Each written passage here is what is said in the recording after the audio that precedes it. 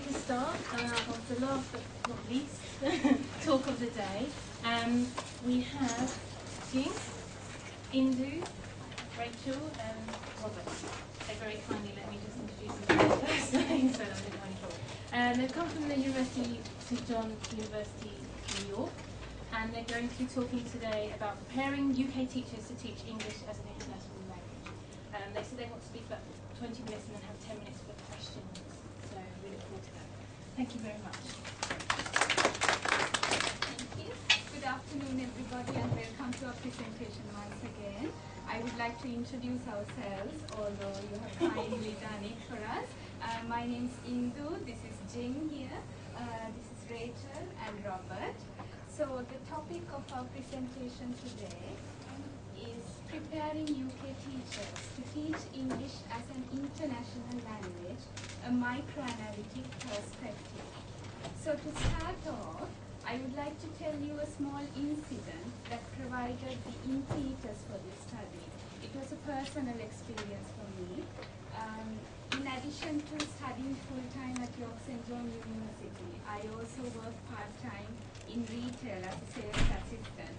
So one day I was serving a British customer, and after chatting to me for several minutes, she asked me, how come your English is so good? Now this incident clearly shows us that for the customer, it was difficult to come to terms with the fact that this strange creature, that is me, who in terms of physical appearance, in terms of accent, and in so many other ways could speak her language in more or less the same way that she could. So, as a result of Indu's experiences and other similar experiences that we and our students have had, we became really interested in this idea of English as an international language and the use of English as an international language by first and second language speakers of English. So we designed a task. It was an assessed task which required two groups of students to work together that we were involved in teaching at the time. One group were in the third year of an undergraduate linguistics degree on a TESOL and language studies module, and they were British students. English was their first language. The other group was a group of pre-undergraduate students on a foundation programme from about 8 different nationalities. They were users of English as a second language. So we designed this task for them to get together. They interviewed each other. For the British students, it was a needs analysis interview, and they wrote lesson plans based on that needs analysis. And for the international students, they used the data from the interview to write a report on English as an international language.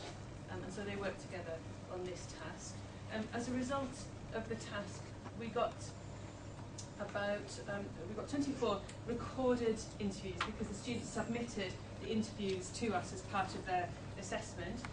We took the first 9 interviews and we converted them into a format that we could upload to our university virtual learning environment. So the research team, you can see us here, could all take those interviews and work on them. Yeah, from the 24 recorded interviews, we transcribed 7 of them, and the students were interviewing themselves for projects. They were each doing projects for each of their courses, and the interviews allowed for a lot of natural communication between them, and it was specifically those areas that we looked at using the technique of conversation analysis.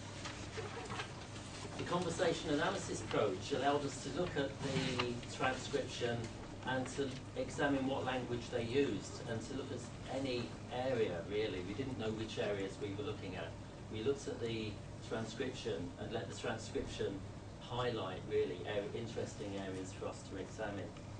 And the areas that we decided to examine, well, I'll mention that later after we've listened to the transcription.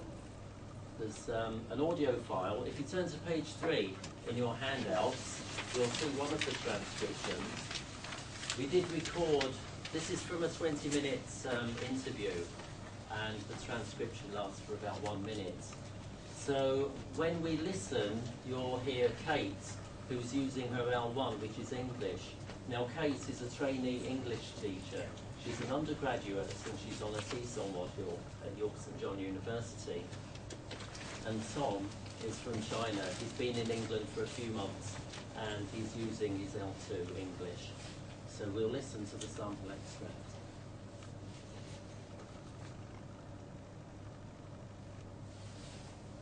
Where you perhaps 6, 7 when you started learning English? Did you find it difficult learning English? Okay. Is that the only thing that you found hard?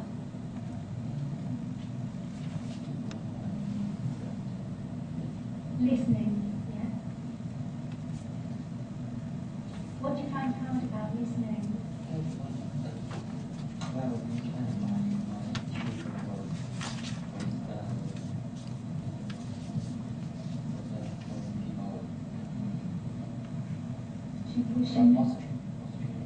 Australia or Austria?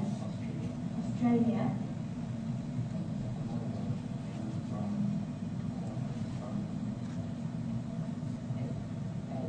Ireland. So they have quite strong accents.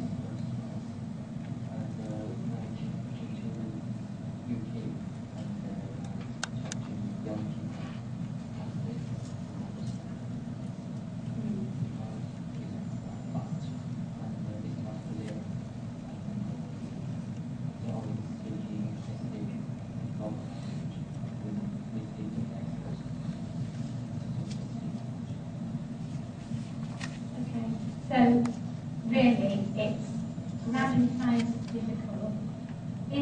Is the grammar difficult for you because it's so different to Chinese? Totally different. Some things are similar. Half and half. Okay.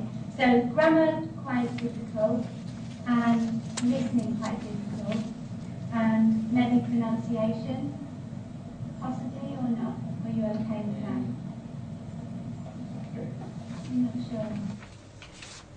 So from the recorded data, we weren't quite sure which aspects we would analyse, but the recurrent themes were the negotiation of meaning, the construction of identity, miscommunication, and the convergence of theory and method. So the area that I decided to look at was misunderstanding. You can see the quote there from Gardner. Kate and Tom, in the sample that we've given you there to look at from our data, Kate and Tom worked together